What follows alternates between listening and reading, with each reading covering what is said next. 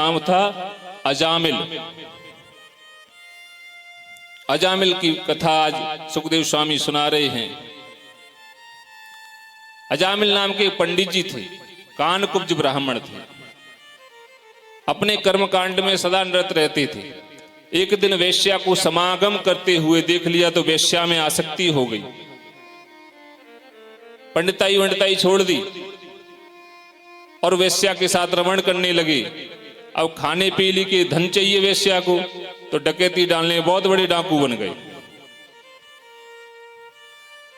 इतना पाप करने लगे, उन पापों की सीमा नहीं रही। तो ऐसे व्यक्ति को तरने के लिए बहुत कुछ करना पड़ेगा।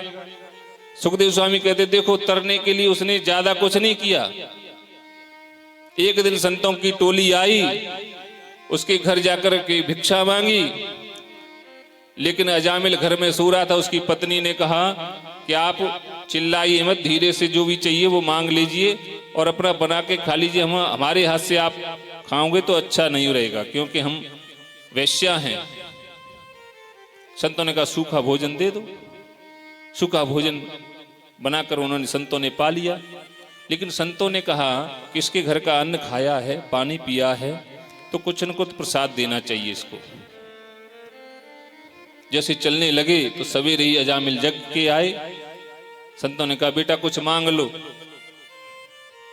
वो क्या मांग ले, हम तो शाम को बहुत धन लेकर के आए। बोले तो दे दो, दक्षिणा दे दो कुछ। बोले महाराज दक्षिणा चाहिए, वो तो गनीमत है, तुम्हारे कमंडल चिमटा हमने छुड़ाए नहीं, अब चले जाओ आप। संतों ने कहा नहीं बेटा, ऐसा है, संतों का आशीर्वाद कभी विफल नहीं जाता। तुम्हारी सेवा से हम प्रसन्न हैं, तुमने हमें रात्रि में भोजन दिया है, तुमसे प्रसन्न हैं। एक बात हमारी ध्यान रखना, तुम्हारे कोई संतान हो तो उसका नाम नारायण रख लेना। अजामिल की जब संतान हुई तो उसे याद आया कि संतों ने कहा है नारायण नाम रखना है। नारायण नाम रख करके उस बेटे को बुलाता है, नारायण पानी ले आओ, नारायण खाना ले आओ, नारायण ये कर दो, नारायण वो कर दो। अब बार बार नारायण का नाम लेता है, लेकिन पता नहीं उसे भगवान का नाम है। अंत समय आया, प्राण अवरुद्ध हुए कंठ में, अब चिल्ला रहा है बेटा नारायण बचाओ। लेकिन घर में जो नारायण, उसने नहीं सुनी। जगत के नारायण ने सुन ली। जैसी आवाज लगाई नारायण बचाओ, तो भगवान ने कहा दे अपने दूतों से जाओ, अजामिल को लेकर के आओ। अब अजामिल को लेने के लिए उधर यम के दूत भी खड़े हैं और भगवान नारायण के दूत भी आ गए। नारायण के दूतों ने कहा ये हमारा ग्राहक है, हम लेके जाएंगे। यम के दूत कह हमारा ग्राहक है, इसने पूरे जीवन भर पाप किया है। दोनों में झगड़ा हुआ तो देवदूतों ने और यमदूतों को भगा दिया।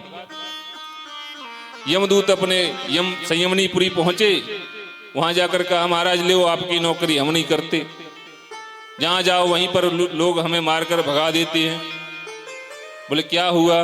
बोले उस पापी व्यक्ति को लेने गए, वहां देवदूत आ गए और वहां से हमको भगा दिया मार पीट करके।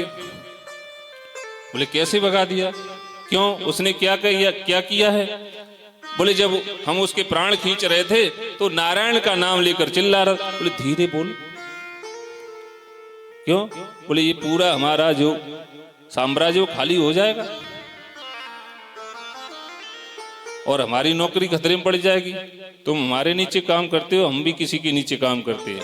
बोले महाराज आप भी किसी के नीचे काम करते हो? बोले हाँ, हमारे जैसे 12 लोग हैं। कौन कौन हैं? स्वयंभू, नारद, शंभु, कुमार कपिलो मुनि, पहलादो जनको भीष्मो, बलिर्वैयासिकर वयम्। स्वयंभू मरु महाराज, नारद जी और भगवान भोलेनाथ शंभु, सनत कुमार और कपिल भगवान, प्रहलाद जनक जी और भीष्म पितामह बलि महाराज और वैयासिक ऋषि और दूसरा अंत में वैयासिकर वयम यानी मैं यम, ये 12 लोग हैं जो भगवान का नित्य भजन करते हैं, इन्हें भागवत की उपमा दी गई है। तो बेटा जो तुम नाम बता रहे हो ना, इन्हीं की सेवा हम लोग करते हैं। तो आज यमराज कहते हैं कि देवदूतों, जो जो अंतिम समय में